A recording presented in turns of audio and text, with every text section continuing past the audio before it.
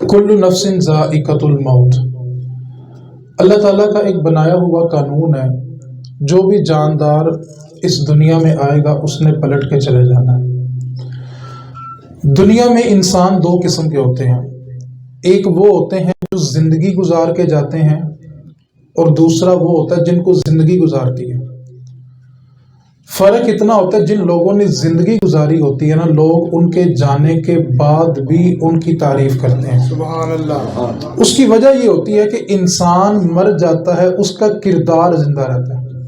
انسان مٹی میں مٹی ہو جاتا ہے، لیکن اس کا کردار 100 سال بعد بھی زندہ رہتا ہے۔ لوگ اپنے بچوں کو اس کی مثالیں دیتے ہیں، یار فلاں بندہ بڑا اچھا تھا، اور اگر وہ برا ہوگا کردار اس کا بھی زندہ رہے گا، اور پھر بندہ اپنے بچوں کو بھی نصیحت کرتا ہے کہ دوبارہ ایدے کولو ڈنگ نہ کھانا۔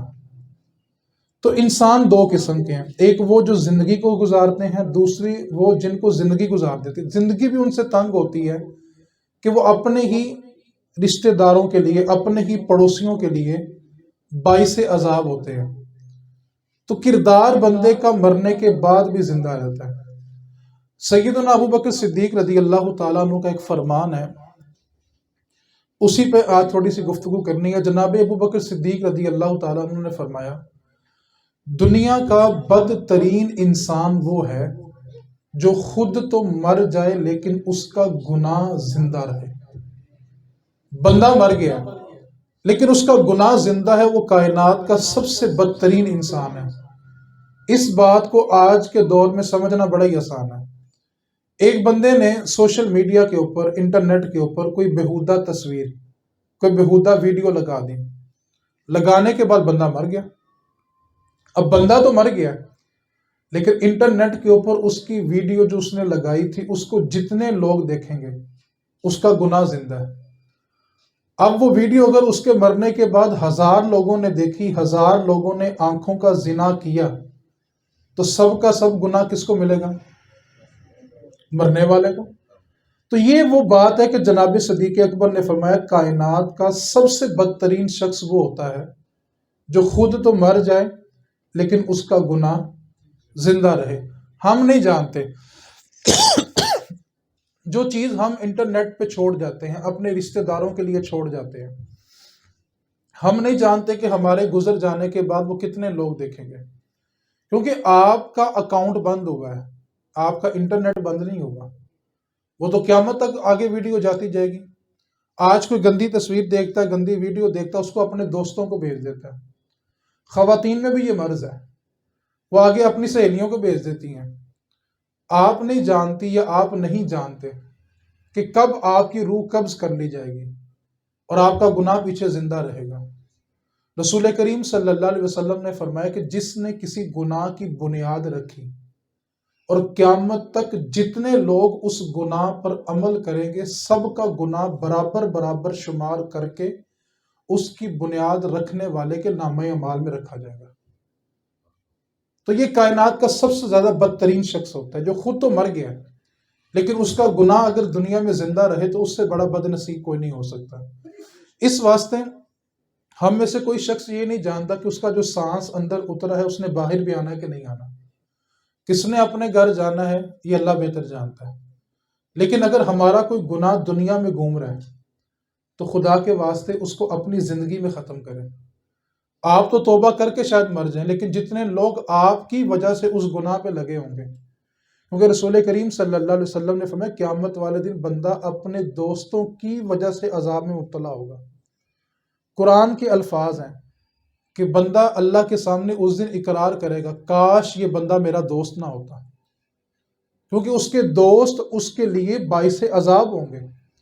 بندہ تو اللہ کی بارگاہ میں حاضر ہوگا، اس کا دوست آ کے کہے گا مالک مولا یہ گناہ تو یہ مجھے بھی کروایا کرتا تھا۔ تو اس واسطے سب سے پہلی نصیحت یہ ہے کہ کائنات کا بدترین شخص وہ ہوتا ہے جو خود تو مر گیا لیکن اس کا گناہ زندہ رہا۔ دوسری بات جو آپ سے گوش گزار کرنی ہے، معاف کر دینے والا شخص بڑا ہوتا ہے۔ جس نے معاف کر دیا نا، اس نے ایک اور احسان کر دیا۔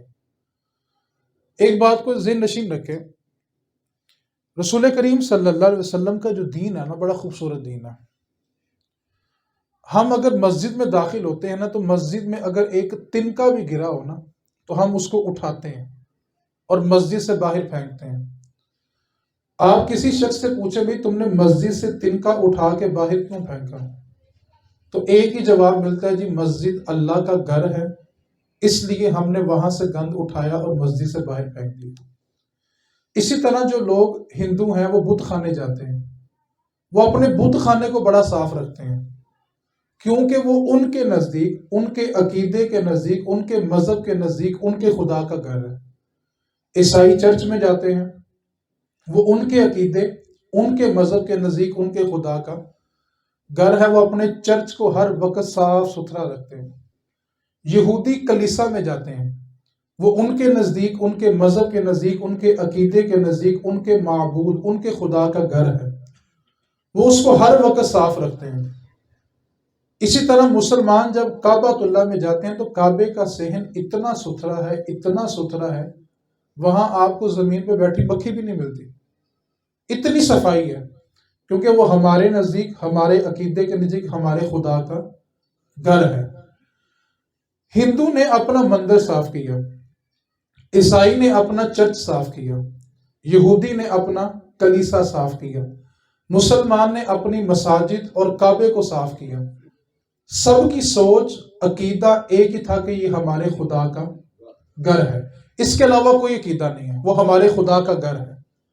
لیکن مزے کی بات ہے، نہ خدا مسجد میں ہے، نہ کعبے میں ہے، نہ مندر میں ہے، نہ چرچ میں ہے، نہ کلیسا میں ہے، خدا کہیں بھی نہیں ہے۔ کیوں بھلا؟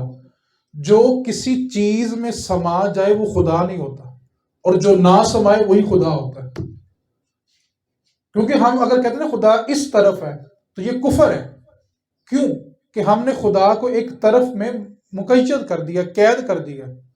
ہم کہتے ہیں خدا اوپر ہے، یہ جملہ کہنا غلط ہے، کیونکہ خدا تو اپنی شان کے لائق موجود ہے، اور یہ بھی کہنا کہ خدا ہر جگہ موجود ہے، یہ جملہ بھی کفر کے زمرے میں آتا ہے جا کے۔ ہم کہتے ہیں خدا ہر جگہ موجود ہے، یعنی ہم خدا کو جگہ میں قید کر رہے ہیں۔ اللہ کی ذات کے لیے جملہ یہ بولا جاتا ہے کہ اللہ موجود ہے، جگہ کا ذکر نہیں کیا جاتا، بس اتنا کہا جاتا کہ اللہ موجود ہے، اپنی شان کے لائق موجود ہے۔ ہم خدا کو کسی جگہ کے اندر بند نہیں کر سکتے، کیونکہ خدا ہے ہی وہ جو کسی چیز میں سماتا نہیں ہے، جو سما جائے وہ خدا نہیں ہوتا۔ تو خدا موجود ہے، ہر جگہ نہیں کہنا۔ کیا جملہ بولنا ہے؟ خدا بس موجود ہے، خدا موجود ہے، خدا دیکھ رہا ہے، خدا سن رہا ہے، یہ جملہ اللہ کی ذات کے لیے بولا جاتا ہے۔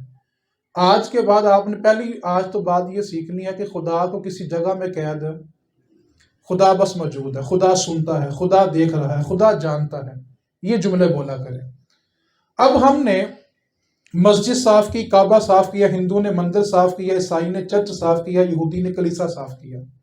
سب کا نظریہ، عقیدہ ایک تھا کہ یہ ہمارے خدا کا گھر ہے۔ نہ رب مسجد میں، نہ کعبے میں، نہ مندر میں، نہ چرچ میں، نہ کلیسا میں۔ جانتے ہو خدا کہاں بستا ہے؟ خدا بندے کے دل میں بستا ہے۔ خدا کا گھر کیا ہے؟ دل۔ مسجد صاف کر لی، کعبہ صاف کیا، مندر صاف کیا، چرچ صاف کیا، کلیسا صاف کیا۔ سلطان باہو فرماتے ہیں، نہ رب کعبے وچ تے نہ رب مندر وچ، او وسدا تیرے اندر وچ۔ اب جو خدا کا گھر تھا نا وہ ہم نے گندا کر لیا، اس میں بغض رکھا، حسد رکھا، کینہ رکھا، قدورتیں رکھی، غیبت رکھی، چغلی رکھی، جھوٹ رکھا، دوسرے بھائیوں کی جڑیں کاٹنا رکھا، کسی کی پراپرٹی پہ قبضہ کر لیا، کسی کے بچوں کا حق کھا لیا، کسی کے کاروبار کو چھین لیا۔ یعنی ہم نے خدا کا گھر گندا کر لیا۔ مسجدیں دھونے کے لیے ملازم رکھے ہوئے ہیں، خادم رکھے ہوئے ہیں، کعبہ صاف کرنے کے لیے سعودی گورنمنٹ نے پوری ٹیم رکھی ہوئی ہے، جبکہ وہ خدا کا گھر ہے، لیکن خدا وہاں بستا تو نہیں ہے۔ اور جس دل میں خدا کا بسیرا تھا وہ دل سارے کا سارا گندا، وہ چاہے مردوں میں ہو چاہے عورتوں میں ہو۔ ہم مسلمان ہو کے، حضور کے امتی ہو کے، حضور کے عاشق ہو کے، حضور کے نام پہ جان دینے والے بن کر، اس کے باوجود اپنے خدا کا گھر گندا رکھیں، یہ مسلمان کی شان ہی نہیں ہے۔ ہم تھوڑا سا تصور تو کریں یار، ہمارے گھر میں کوئی گند پھینکے ساری زندگی اس کے لیے دل صاف ہوتا ہے؟ تو جس نے خدا کا گھر گندا کیا ہو، جس نے خدا کے گھر میں گند رکھا ہو، جو اپنوں کے لیے، سگے خون کے لیے دل میں گند رکھ کے بیٹھا ہو، کم از کم خدا کا گھر ضرور صاف کریں یار۔ رسول کریم صلی اللہ علیہ وسلم کا فرمان ہے، جس مجلس کے اندر رشتہ داری توڑنے والا بیٹھا ہو، اس مجلس کی دعا قبول ہی نہیں ہوتی۔ ہم سارے تو دعا کرنے آئے تھے، اگر دل میں یہ بات ہوگی تو دعا قبول نہیں۔ میرے نبی کا حکم، میرا کوئی فتویٰ نہیں ہے میرے بھائی۔ آئے میں آپ کو ایک حدیث پاک سناتا ہوں۔ دنیا میں انسان کو سب سے بڑھ کر جو عزیز ہوتی ہے نا، وہ اولاد ہوتی ہے۔ اولاد سے آگے کچھ نہیں ہوتا۔ بندہ اپنے بہن بھائی چھوڑ دیتا کہ میری اولاد کا مسئلہ ہے۔ اب میں آپ کو بتاتا ہوں، دنیا میں سب سے زیادہ عزیز کون ہوتا ہے؟ آئے میں آپ کو حدیث پاک سن، بخاری شریف کی حدیث پاک ہے۔ ہم لوگ نا سنی ہیں، الحمدللہ، اللہ کا احسان ہے۔ نبی پاک کے کتنے نواسے تھے، کتنی نواسیاں تھیں، ابھی پوچھوں گا تو مول خراب ہو جائے گا۔ ہمیں صرف 2-3 کے نام، امام حسن اور حسین اور سیدہ زینب، ان کے علاوہ ہمیں کسی کے نام بھی نہیں پتا۔ حالانکہ نبی پاک صلی اللہ علیہ وسلم کی جو سب سے بڑی بیٹی ہے نا، سیدہ زینب رضی اللہ تعالی عنہا، ان کی ایک صاحبزادی تھی۔ نبی پاک کی سب سے پہلی نواسی وہ ہے جن کا کسی کو پتہ ہی نہیں ہے، اور یہ وہ نواسی ہیں کہ سیدہ زہرا پاک، سیدہ فاطمہ الزہرا سلام اللہ علیہا کا جب وصال ہو گیا تو مولا علی نے دوسری شادی ان سے کی ہے، جو نبی پاک کی نواسی ہیں، سیدہ فاطمہ کی سگی بانجی ہیں۔ مولا علی نے دوسرا نکاح ان سے کیا۔ اب سیدہ زینب رضی اللہ تعالیٰ عنہ، آپ نبی پاک کی سب سے بڑی بیٹی ہیں، سب سے بڑی اولاد ہے۔ آپ نے اتنے ظلم برداشت کیے ہیں کہ جب پہلی ہجرت کا حکم ہوا، پہلی ہجرت مدینہ کی طرف نہیں ہوئی تھی، حبشہ کی طرف ہوئی تھی۔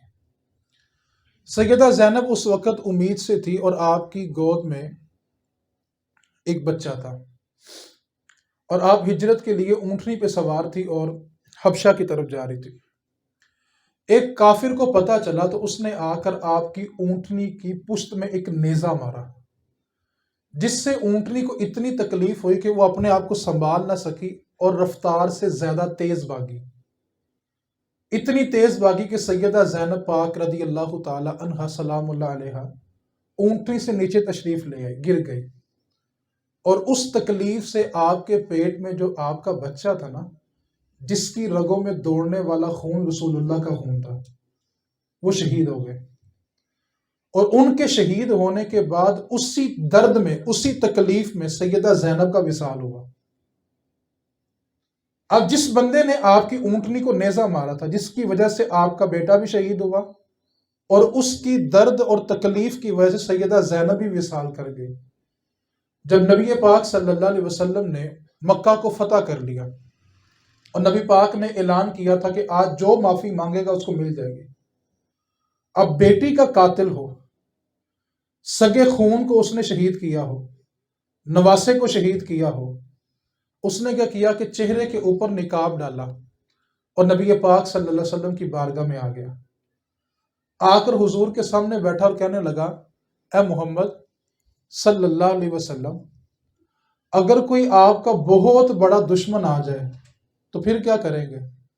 تو میرے نبی پاک صلی اللہ علیہ وسلم کی آنکھوں میں آنسو آ گئے۔ فرمایا، سن، بیٹیاں بھولا تو نہیں کرتی، تو کلمہ پڑھ، رب تیرے سارے گناہوں کو معاف فرما دے گا۔ بیٹیاں بھولا نہیں کرتی۔ اس نے چہرہ نہیں دکھایا، لیکن حضور تو جانتے ہیں سامنے کون سا دشمن بیٹھا ہوا ہے۔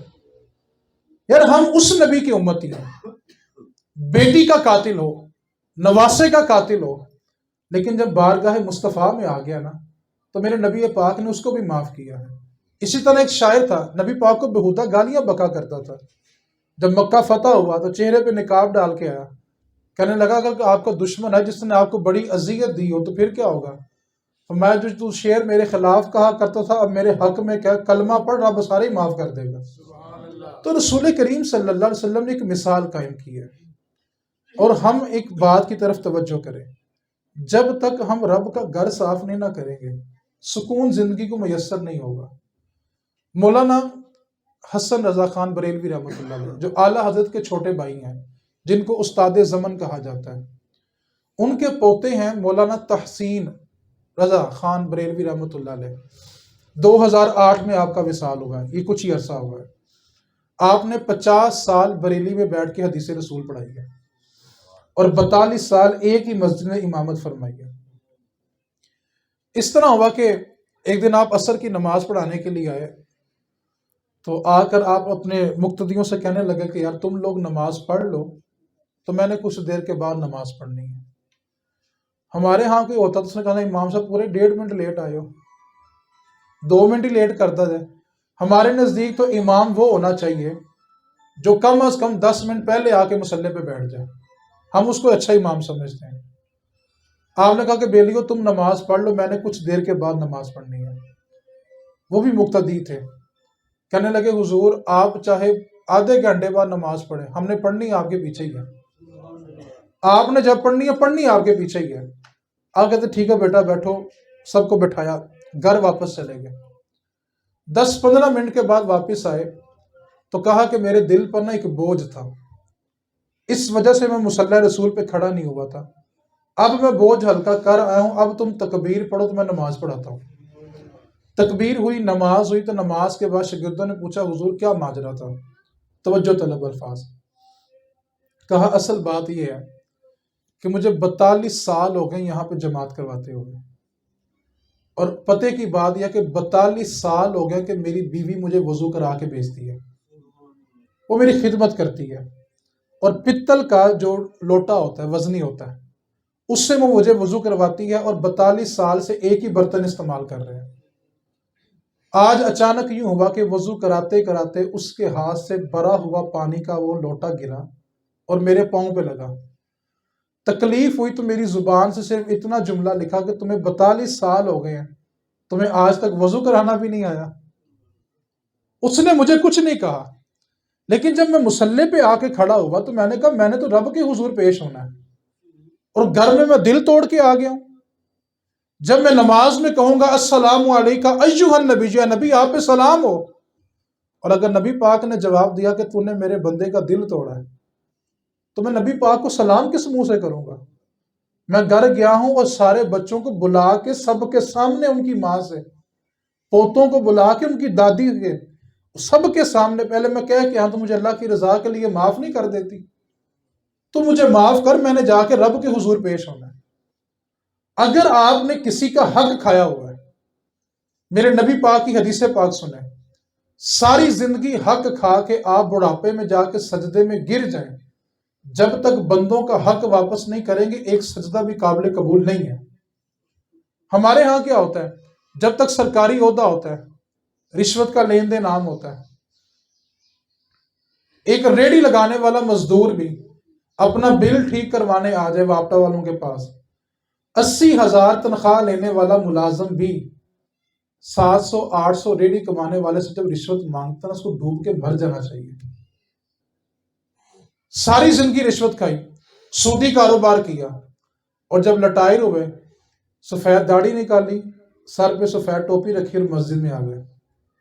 بلے شاہ نے کیا کہا تھا، حج بھی کیتی جاندے ہو تے لو بھی پیتی جاندے ہو، حج بھی کیتی جاندے ہو تے لو بھی پیتی جاندے ہو، کھا کے مال یتیماں دا پیج مسیتی جاندے ہو، حج بھی کیتی جاندے ہو تے لو بھی پیتی جاندے ہو، کھا کے مال یتیماں دا پیج مسیتی جاندے ہو، پھٹ دلاں دے سیندے نے تے ٹوپیاں سیتی جاندے ہو، نفس چھری تے پھیر دے نہیں، چھری نفس تے پھیر دے نہیں تے دمبے کیتی جاندے ہو، نفلاں پلائی فرض پلائی بیٹھے ہو تے نفلاں نیتی جاندے ہو، او دسو تسی بلے شاہ نو کی کچھ کیتی جاندے ہو؟ پیٹ میں حرام اور چکر پہ چکر کعبے کے، ہر سال حج بھی ہو رہا ہے، عمرہ بھی ہو رہا ہے، سب کچھ ہو رہا ہے، محفل میلاد بھی ہو رہی ہے، اور حق کھایا ہو۔ تو بلے شاہ نے ایسے لوگوں کے بارے ایک ہی جملہ بولا تھا، کہا پیٹ میں حرام اور چکر پہ چکر، پیٹ میں حرام اور چکر پہ چکر، کعبہ خود چکر میں ہے کہ لوگ کس چکر میں ہیں؟ بہن بھائیوں کا حصہ کھا کے، ظلم اور زیادتی کر کے کوئی حج نہیں ہے، کوئی عمرہ نہیں۔ میرے نبی پاک کی اب حدیث سنیں، میرے رسول کریم صلی اللہ علیہ وسلم نے فرمایا جس بندے نے حقوق العباد پورے نہیں کیے رب اس کی عبادت قبول ہی نہیں کرتا۔ اب تصویر کا دوسرا رخ کیا ہے کہ نبی پاک نے اپنی بیٹی کے قاتل کو بھی معاف کیا۔ آپ معاف کرنا سیکھیں یار، دل کو صاف کریں، دل میں کوئی چیز نہ رکھیں، بس اللہ کے گھر کو صاف کریں یار۔ میں جانتا ہوں آپ حق پر ہوں گے یار، آپ ہی حق پر ہوں گے، لیکن آج آپ نے ایک چیز ضرور سیکھ کے جانی ہے کہ میں نے معاف کرنا ہے یار۔ بعض کا بندہ والا کا کہتا ہے یقین کرو میرے نہ انہیں لاکھ کا دھوکھا کیتا ہے، لیکن رب بڑا ہی کریم ہے، انہیں میں ڈبل دیتا ہے۔ یار آپ ایک بات کو پہلے اپنے دل سے گواہی دے کے بتائیں، رزق دینا اور چھیننا یہ کس کے اختیار میں ہے؟ پھر بولیں تو آپ اسی پہ چھوڑ دینا یار۔ اصل مسئلہ ہمارے ساتھ بھلا کیا ہے، ہم کہتے ہیں کہ میں نے سب کچھ اللہ پہ چھوڑ دیا، لیکن دل میں کیا ہوتا ہے، اب میری داڑھ تھلے آوے دے سے۔ جب آپ نے چھوڑ ہی اللہ پہ دیا تو پھر چھوڑ بھی دو نا یار۔ یہ کیا بات ہوئی جہاں بیٹھے اسی کا تذکرہ؟ ایک طرف آپ کہتے ہیں میں نے اللہ پہ چھوڑ دیا، تو اللہ پہ چھوڑنے کا مطلب کیا ہوتا ہے کہ چھوڑ دیا، چھوڑے بھی نہ اور چھوڑ بھی دیں، یہ بات اچھی نہیں ہے یار۔ اس واسطے دو باتوں کا خیال رکھیں، ایک طرف یہ کہ جب تک آپ حقوق العباد ادا نہیں کریں گے حقوق اللہ بھی قابل قبول نہیں ہے۔ میں اس کی سادہ سی مثال سناتا ہوں۔ ابن حجر اسقلانی نے نا ایک واقعہ لکھا، ایران کا ایک بادشاہ تھا، اس کا نام تھا مکران۔ اس کی بادشاہت کے پار ایک نا گاؤں تھا، اور درمیان میں ایک پل آتا تھا، نہر کے اوپر ایک پل تھا، اور وہ پل کراس کر کے سامنے ایک جنگل تھا جہاں بندہ گھومنے پھرنے بھی جاتا تھا۔ تو بڑا خوبصورت سا گاؤں بھی تھا، جنگل بھی تھا۔ اب مکران جو بادشاہ تھا ایک دن وہ اپنے سپاہیوں کے ساتھ سیر کرنے نکلا، چلتے چلتے پل کراس کیا اور سامنے گاؤں میں پہنچ گئے، ساتھ جنگل بھی لگتا تھا۔ اب اس گاؤں کے اندر ایک بوڑھی خاتون رہتی تھی جس کی آمدن صرف ایک گائے تھی، اس کا دودھ دوتی تھی، اس کو بیچ کر پی کے گزارا کرتی تھی۔ اس کے سوا اس کے پاس نہ کوئی رشتہ دار تھا، نہ کوئی مال تھا، نہ کچھ اور تھا، صرف ایک گائے، اس کا دودھ دویا، خود بھی استعمال کیا اور بیچ کر اپنی ضروریات بھی پورا کرتی تھی۔ اب جب یہ مکران بادشاہ کے سپاہی وہاں سے گزرے تو ان کو وہ گائے بڑی پسند آئی۔ انہوں نے کہا ماں تو اس کو بیچ دے۔ ماں نے کہا میری زندگی کا کل اثاثہ صرف یہ گائے ہے، میں اس کو نہیں بیچ سکتی۔ سپاہی کہنے لگے کہ ماں اگر تو نے گائے بیچی نہ تو ہمارے پاس تو ویسے ہی اختیار ہے، ہم اٹھا کے لے جائیں گے، تو لہذا تو بیچ کے قیمت وصول کر لیں۔ مائی نے کہا کہ میں کسی صورت نہیں بیچوں گی۔ اب مائی جو تھی وہ کسی کام سے گھر سے باہر گئی، اس کو آنے میں کچھ تاخیر ہو گئی، تو پیچھے جو مکران بادشاہ تھا نا اس کے سپاہیوں نے گائے کاٹی، اس کو پکایا اور کھا لیا۔ اب جب مائی واپس آئی تو وہ آہو بکا، اس کا رونا کہ میری زندگی کا کل اثاثہ ہی لٹ گیا۔ اس کو گاؤں والوں نے بتایا کہ یہ جو مکران بادشاہ اس کے سپاہی تھے، اور بادشاہ نے جنگل کی سیر کر رہی ہے اور وہ واپس جا رہا ہے، دوبارہ پتہ نہیں وہ آتا ہے کہ نہیں آتا، تو لہٰذا جا کے تو اس کو ابھی شکایت کر کہ تیرے سپاہیوں نے میرے ساتھ یہ سلوک کیا۔ اب وہ مائی نکلی تو جب وہ بادشاہ کو تلاش کرتے کرتے نا وہ پل پہ پہنچی، جو نہر کے اوپر پل تھا نا، اس طرف مائی کا دیہات تھا، اس طرف اس کا محل تھا بادشاہ کا، درمیان میں پل تھا۔ اب جب وہ مکران پل کے اوپر سے گزر رہا تھا نا تو مائی آ گئی۔ مائی نے آ کے بادشاہ کی سواری کی نکیل پکڑی اور کہنے لگی بادشاہ تیرے سپاہیوں نے میری گائے کو کاٹا ہے، پکایا ہے اور کھایا ہے، اور یہ صرف اور صرف تیری پشت پناہی کی وجہ سے ہوگا، کیونکہ وہ تیرے سپاہی تھے، ان کو کسی کا ڈر نہیں تھا۔ آج بھی یہی صورتحال ہے۔ اگر آپ اجازت دیں ایک جملہ تھوڑا سخت کہہ بھی لوں، آج جو بڑی بڑی سکیمیں بناتے ہیں نا، درمیان میں کسی ماڑے کا پلاٹ آ جائے تو کیا کہتے ہیں، بیچتے ہیں کہ تیرا راستہ بند کریں، اس کو بدماشی کرتے ہیں کہ تو نے ویسے بیچنا ہے کہ تیرا راستہ کاٹ دیں۔ اب مائی نے جب بادشاہ کی سواری کی نکیل پکڑی تو ایک ہی جملہ کہا، جملہ سن کر بادشاہ اوندے منہ اپنی سواری سے نیچے گرا اور ماں کے قدموں میں بیٹھ گیا۔ اب اس مائی کا جملہ سنیے گا، اور یہ میرے سمیت ہم سب کے لیے ہے۔ مائی نے کہا بادشاہ بتا تو نے اس گائے کا حساب اس پل پہ دینا ہے کہ پل صراط پہ دینا ہے؟ بتا تو نے حساب کہاں دینا ہے؟ ابھی دے دے گا تو ابھی بات ختم ہو جائے گی، اور اگر کہتا ہے تو میں چھوڑ دیتی ہوں، پل صراط میں ملاقات بھی پھر ہوگی۔ بادشاہ اوندے منہ نیچے گیا، اس نے کہا ماں ہاتھ جوڑتا ہوں، تو نے جو معاوضہ لینا ہے آج لے لے، پل صراط میں مجھے نہ پوچھیں، وہاں جواب دینا بڑا مشکل ہو جائے گا۔ اس واسطے آج آپ کی سانسیں چل رہی ہیں، آپ کے پاس کچھ بھی نہیں ہے، لیکن آپ کے پاس معافی کے الفاظ ہیں۔ آپ چھینی ہوئی چیز اگر واپس نہیں کر سکتے، کم از کم جا کے ان دلوں کو جوڑیں جن کو آپ کے جملوں اور رویوں کی وجہ سے اذیت پہنچی ہوئی ہے۔ آپ معافی کے ذریعے ان کو راضی کریں۔ ایک بات کو یاد رکھیں، قیامت والے دن جان جو ہے نا وہ درم اور دینار دے کے نہیں چھوٹنی، وہاں نیکیوں کا ادلا بدلا ہوگا۔ میرے رسول کریم نے فرمایا کہ صحابہ تم جانتے ہو سب سے غریب بندہ کون ہے؟ یہ حدیث پاک خواتین کے لیے بھی بڑی اہم ہے، توجہ سے اس بات کو سماعت کریں۔ رسول کریم نے پوچھا صحابہ بتاؤ سب سے زیادہ غریب کون ہے؟ اگر ہم میں سے کسی کو پوچھے غریب کون ہے تو ہم یقیناً ایک جواب دیں گے، جس کے پاس پیسہ نہیں ہے وہ غریب ہے۔ صحابہ نے بھی یہی عرض کیا کہ جس کے پاس درہم اور دینار نہیں ہے وہ غریب ہے۔ میرے نبی نے فرمایا نہیں۔ عرض کیا کہ پھر آپ بتائیں غریب کون ہے؟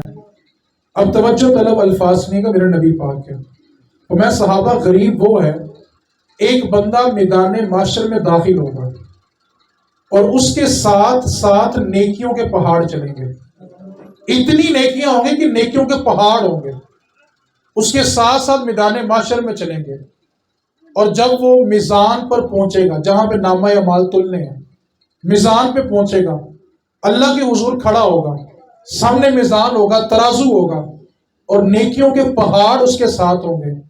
اچانک ایک بندہ آئے گا، آ کر عرض کرے گا مالک و مولا، یہ جو بندہ تیرے سامنے حاضر ہے جس کے ساتھ نیکیوں کے پہاڑ ہیں، اللہ اس نے دنیا میں میرا حق کھایا تھا۔ رب فرمائے گا فرشتوں ایک پہاڑ اس بندے کو دے دو۔ دوسرا بندہ آئے گا، مالک و مولا اس نے مجھ پہ ظلم اور زیادتی کی تھی۔ رب فرمائے گا فرشتوں ایک پہاڑ اس کو دے دو۔ حدیث کا مفہوم مختصر کر رہا ہوں۔ میرے رسول کریم نے فرمایا کہ لوگ مطالبہ کرنے والے آتے رہیں گے اور ایک ایک پہاڑ ان کو ملتا رہے گا۔ صحابہ اس کے پہاڑ ختم ہو جائیں گے، مطالبہ کرنے والے ختم نہیں ہوں گے۔ عرض کیا کہ پھر کیا ہوگا؟ فرمایا جو لوگ مطالبہ کرنے آئے ہوں گے نا، جب وہ مطالبہ کریں گے اللہ حکم دے گا فرشتوں یہ جو لوگ مطالبہ کر رہے ہیں نا ان کے گناہ نکالو۔ ان کے گناہ نکال کے اس بندے کے نامہ اعمال میں ڈالے جائیں گے جو نیکیوں کا پہاڑ لے کر آیا تھا۔ اب آخری الفاظ حدیث کے بڑے توجہ طلب ہیں۔ میرے نبی نے میں صحابہ جب وہ بندہ قیامت والے دن محشر کے میدان میں آیا تھا نا، اس کے ساتھ ساتھ نیکیوں کے پہاڑ تھے۔ صحابہ جب وہ میزان سے پلٹے گا نا تو اس کے ساتھ ساتھ گناہوں کے پہاڑ چلیں گے۔ صحابہ یہ بندہ بڑا ہی غریب ہے، جو آیا تو نیکیوں کے پہاڑ لے کے تھا، پلٹا ہے تو گناہوں کے پہاڑ لے کر۔ وجہ صرف ایک ہے کہ دنیا میں لے کے سگے خون کا حق کھایا ہوگا۔ ایک بات کو پلے باندھ لیں، آپ کے پاس لٹانے کے لیے کچھ بھی نہیں ہے، کم از کم ایک معافی کا جملہ تو ہے نا کہ بھئی مجھ سے ہو گئی، مجھ سے آج دنیا میں مواخذہ کر لو، دنیا میں معاف کر دو۔ جو لوگ یہ کہتے نا دیکھا جائے گا، ایک بات کو یاد رکھو، میرے نبی کا حکم ہے جب فرشتے قبر کی دیوار چیر کر آئیں گے نا مردے کے لیے، اس سے بڑی موت اور کوئی نہیں ہوگی۔ یہ چھوڑ دو کہ دیکھا جائے گا، ہمیں جہنم سے خوف ہی نہیں آتا۔ میرے رسول کریم کا حکم بنا کیا توجہ طلب جملہ ہے، جہنم جو ہے نا جہنم وہ 7 زمینوں کے نیچے ہے اور جنت 7 آسمانوں کے اوپر ہے۔ جہنم کے بارے کیا حکم ہے؟ جہنم کی 70,000 لگامیں ہیں۔ کتنی لگامیں ہیں؟ لگام سمجھتے ہیں نا، کتنی لگامیں ہیں؟ اور کتنی بڑی جہنم ہے؟ 70,000 لگامیں ہیں، اور ایک لگام کو 70,000 فرشتے کھینچ کر میدان محشر میں لائیں گے۔ اب اس جہنم کا نقشہ سنو. جہنم کہاں ہے؟ 7 زمینوں کے. ہم یہ 7ویں زمین پر آباد ہیں. ہمارے نیچے 6 زمینیں اور ہیں. اس کے نیچے جا کے جہنم ہے. اب میرے نبی کا فرمان سنیں. رسول کریم صلی اللہ علیہ وسلم نے فرمایا کہ جہنم میں ایک سوئی کا نکا، کتنا باریک ہوتا ہے سوئی کا نکا، ایک سوئی کے نکے کے ساتھ جہنم کے کسی کنارے میں سوراخ کرو. کتنا باریک ہوتا ہے سوئی کا نکا؟ جہنم کہاں ہے؟ 7 زمینوں کے. میرے نبی نے فرمایا سوئی کے نکے سے جہنم کے کسی کنارے میں سوراخ کرو، اس کی تپش اتنی ہوگی کہ 7ویں زمین کے اوپر جتنی بھی مخلوقات ہیں ساری جل کے راکھ ہو جائیں گی. آج ہمارا بچہ 2 منٹ جو چولہا، جو دنیاوی آگ ہے، اس کے اوپر ایک برتن گرم ہونا صرف 2 منٹ، اس کے بعد اس کو ہاتھ لگتا ہے. جہنم کی آگ کو 3000 سال جلایا گیا. آج تیرا بچہ تیرے سامنے گرم برتن کو ہاتھ لگانے لگے تو ننگے پاؤں بھاگتا ہے. سوچ، جن کو تو حرام مال کھلا کھلا کے جہنم کا ایندھن بنا رہا ہے، کیسے دیکھے گا تیری اولاد کٹ کٹ کے جہنم میں گرتی ہو؟ سگے بھائی سگی بہن کا حصہ کھا کے تیرے بیٹے کا گھر تو بن سکتا ہے، جنت کا ٹھکانہ نہیں بن سکتا. دنیا میں تیرا سب کچھ ہو جائے گا، آخرت میں کچھ نہیں ہے. میرے نبی پاک میں جہنمیوں کو اتنا کھولتا ہوا پانی دیا جائے گا. نوجوان اس بات کو یاد رکھو. اگر آپ کی وجہ سے کسی گھر میں کسی بڑے باپ کی عزت خراب ہو رہی ہے نا، تو بچنا بڑا مشکل ہے. آپ کیا سمجھتے ہو؟ جس بیٹی کے آگے رات کو 2-2:30 بجے اس کا بڑا باپ اپنی پگڑی کھول کے اس کے قدموں پہ رکھتا ہو اور کہتا ہو بیٹی میری عزت کا خیال کرنا، جس نوجوان کی وجہ سے بڑا باپ اپنی پگڑیاں کھولتا ہو، آپ کیا سمجھتے آپ کے نصیب اچھے ہو جائیں گے؟ رات کی تاریکی میں ماں اپنی چادر اتار کے بیٹی کے یا بیٹے کے قدموں پہ رکھتی ہو کہ بیٹا ہماری عزت کا خیال کرنا، آپ کیا سمجھتے ہیں آپ شادی کے بعد سکون میں رہیں گے؟ پھر لوگ بعد میں پوچھتے کیا ہیں؟ دیکھیں جی مجھے میڈیکل بیماری بھی کوئی نہیں ہے، میں نے روحانی چیک اپ بھی کرایا، سایہ بھی کوئی نہیں ہے، لیکن سکون نہیں مل رہا. جب آپ کسی کی زندگی بے سکون کر دیں پھر سکون کہاں ملے گا یار آپ کو؟ آپ کی وجہ سے کسی کی گھر کی عزت خراب ہو رہی ہے اور آپ سکون کی تلاش میں.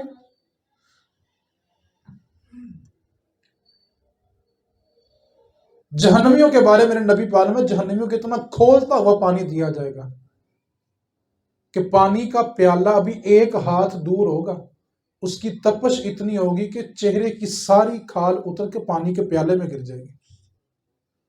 جہنمیوں کو جو سب سے ہلکا عذاب دیا جائے گا، سب سے ہلکا عذاب، حدیث پاک سے بندے کے رونگٹے کھڑے ہو جاتے ہیں. جہنم میں سب سے ہلکا عذاب یہ ہے کہ بندے کو آگ کا جوتا پہنایا جائے گا اور اس کی تپش اتنی ہوگی کہ بندے کا دماغ کھولتا ہوا اس کے منہ کے ذریعے باہر گر جائے گا. اور وہ جہنمی بھلا کیا کہے گا؟ جہنم میں سب سے زیادہ مجھے عذاب ہو رہا ہے، اور یہ اس کو حقیقت میں سب سے ہلکا عذاب ہوگا. اس واسطے کسی بھی طریقے سے اگر آپ کے رویے سے، آپ کے الفاظ سے، آپ کے کردار سے کسی کے دل کو اذیت ہو رہی ہے نا، تو آپ خدا کا گھر توڑ رہے ہیں. آپ مجھے بتائیں کوئی بندہ تھوڑی لے کر آئے، توجہ میری طرف کرے مہربانی، میں گفتگو سمیٹنے لگا ہوں. کوئی بندہ آپ کے محلے میں تھوڑی لے کے نکلے اور جا کے مسجد کو تھوڑی مارے ٹائل توڑنے کے لیے، ہم سب کیا کہیں گے؟ تو ہو گئے کہ نہیں تو ہو گئے؟ کی کہو گے جی کہ رب دا گھر ٹھانا آ گیا، تو جو ہم نے ٹھائے ہوئے ہیں وہاں تو خدا بستا بھی نہیں ہے، یہاں تو خدا بھی بستا ہے. فیصلہ آپ کے ہاتھ میں ہے کہ ہم نے کتنے خدا کے گھر گرائے ہوئے ہیں. آخری حدیث پاک اور میں گفتگو سمیٹنے لگا ہوں، بڑی توجہ طلب حدیث پاک ہے. نبی پاک صلی اللہ علیہ وسلم کی مجلس لگی ہوئی تھی.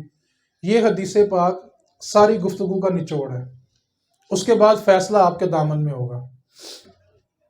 حضرت عبداللہ ابن عمر رضی اللہ تعالیٰ عنہ آپ اس حدیث کو روایت کرتے ہیں کہ ہم نا رسول اللہ کی بارگاہ میں بیٹھے ہوئے تھے.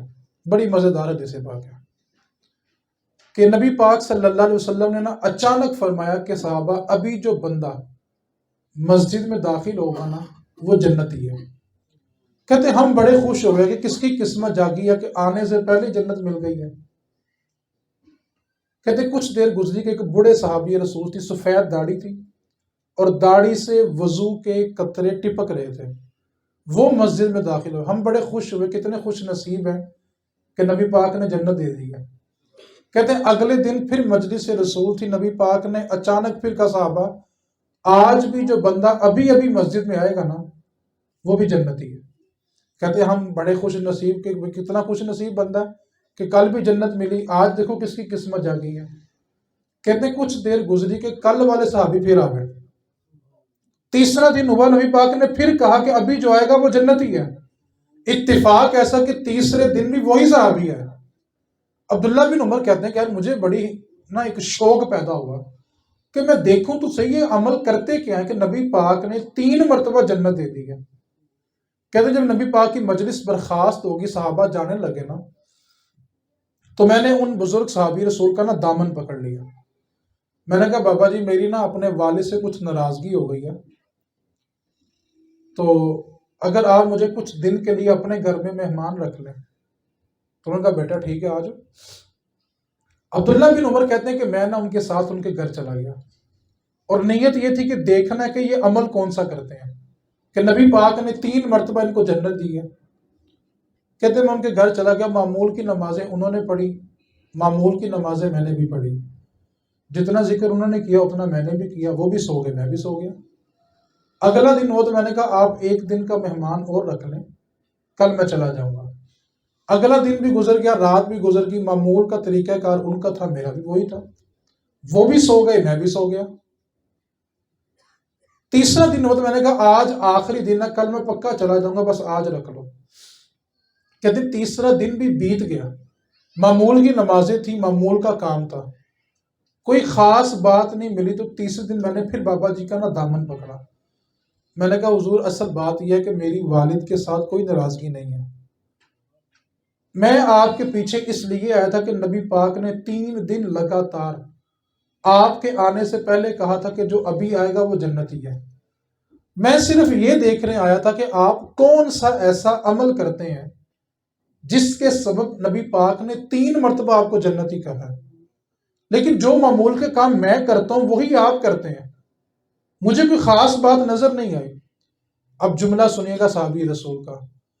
کہنے لگے او عمر کے بیٹے عبداللہ، تو نے 3 دن بڑی کوشش کی ہے کہ تجھے وہ عمل پتا چلے جس کی وجہ سے نبی پاک نے مجھے 3 مرتبہ جنت تحفے میں دے دی ہے. عرض کی بابا جی بتا دیں 3 دن بڑی محنت کی ہے. جملہ سنیے گا. فرمانے لگے عمر کے بیٹے سن، نبی پاک نے مجھے 3 مرتبہ جنت اس لیے تحفے میں دی ہے کہ میرے دل میں کسی مسلمان کے لیے بغض نہیں ہے. میں رات سونے سے پہلے پہلے رب کا گھر صاف کر کے سوتا ہوں، سب کو معاف کر کے سوتا ہوں. یار ہم سو جائیں اور رب کا گھر گندا ہو، اور اگر آنکھ جا کے قبر میں کھلی،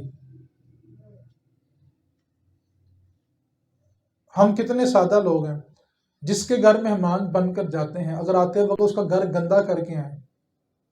چلیں بات کو آسان کرتا ہوں. آپ کے گھر کوئی مہمان آئے اور بچے آپ کا گھر گندا کر کے چلے جائیں تو ہم کیا کرتے ہیں؟ بچے بڑے بولو رے صحیح یار، شرارتی بڑے سی افلاطون سے برے. ایسے ہی کہ نہیں ہے؟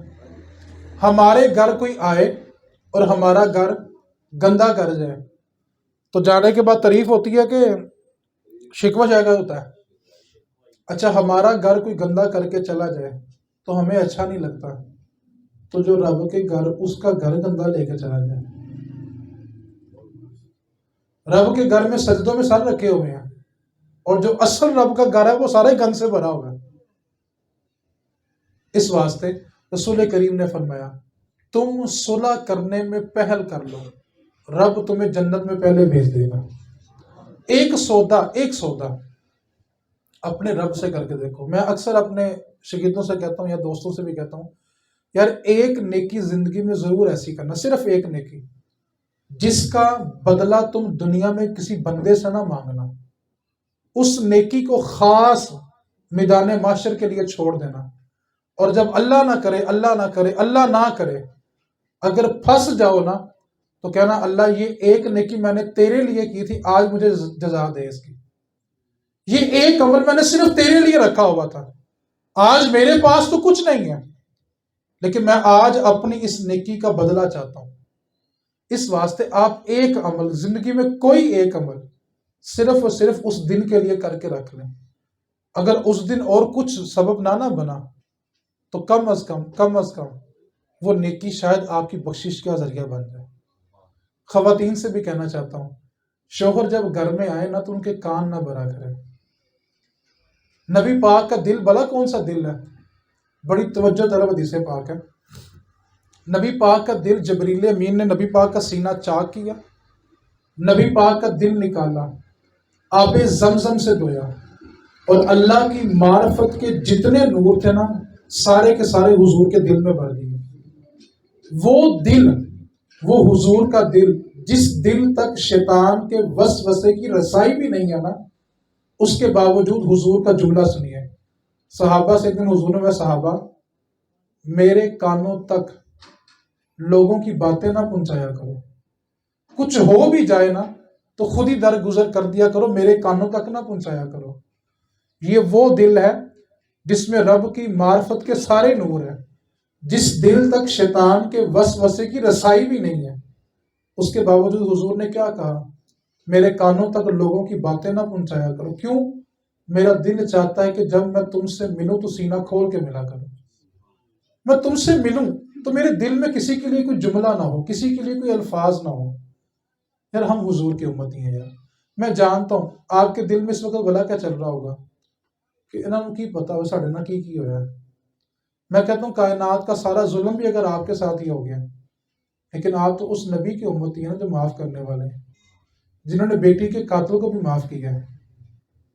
اس سے بڑا ظلم اور کیا ہوگا اگر ہم حضور کے امتی ہوں اور کم از کم معاف کرنا بھی نہ سیکھیں. اس واسطے ایک بات کو بس آج کی نشست سے اپنے دامن میں جگہ دے دیں گا، آپ معاف کرنا سیکھیں یار. اور ایک نیت، سودا چلو رب سے کر لو یار، مجھ سے نہ کرو، رب سے کر لو. اللہ میں تیرے لیے تیرے بندے کو معاف کر رہا ہوں، تو مجھے معاف کر دے. کر کے تو دیکھیں یار، یقین کریں جس دن آپ دل سے معاف کر دیں گے نا، اس دن آپ کو بڑی سکون کی نیند آئے گی. اگر آپ نے دل سے کہا نا کہ میں نے اللہ پہ چھوڑ دیا، تو پھر چھوڑ بھی دے یار، پھر اس کا تذکرہ بھی چھوڑ دیتے ہیں. اس واسطے آج کی نشست کی دو باتیں تھیں. پہلی بات کہ سب سے بڑا بد نصیب وہ ہوتا ہے جو خود تو مر گیا لیکن اس کا گناہ زندہ رہے. اور دوسری بات، جس محفل کے اندر رشتہ داری توڑنے والا بیٹھا ہو، اس محفل کی دعا قبول نہیں ہوتی. یہ میرے نبی پاک کا حکم ہے. اگر آپ واقعی کسی کی بخشش کی دعا کرنے آئے ہیں تو ہاتھ اٹھانے سے پہلے آپ دل سے وعدہ کریں کہ اللہ میں نے سب کو معاف کر دیا. پھر دیکھیں ہماری دعائیں مرنے والے کے حق میں کتنی جلدی قبول ہوتی ہیں. اللہ کریم ہمیں عمل کی توفیق دے. اور آخری بات جو میں نے کل کے موقع پہ بھی کہی تھی کہ جن کی والدہ چلی گئی ہیں وہ اپنی ماں سے تب وفادار نکلیں گے جب وہ ان کے لیے صدقہ جاریہ بنیں گے. میں پھر وہ جملہ دہرا رہا ہوں، آپ نے اصالہ ثواب کے لیے مدرسوں میں نہیں بھاگنا. ہر بچہ اور ہر بچی اپنی ماں کے لیے ایک ایک قرآن پاک خود پڑھے. پورا مہینہ پڑھا ہوگا، بھی روز کا بھی ایک سپارہ پڑھیں گے تو ہو جائے گا. شوہر الگ پورا قرآن پڑھے، وہ تحفہ بھیجیں. آپ صرف 5 وقت اتنا کہہ دیں، ربی جعلنی ربنا اغفر لی والی والی دیا، اللہ مجھے بھی بخش دے، میرے ماں باپ کو بھی بخش دے.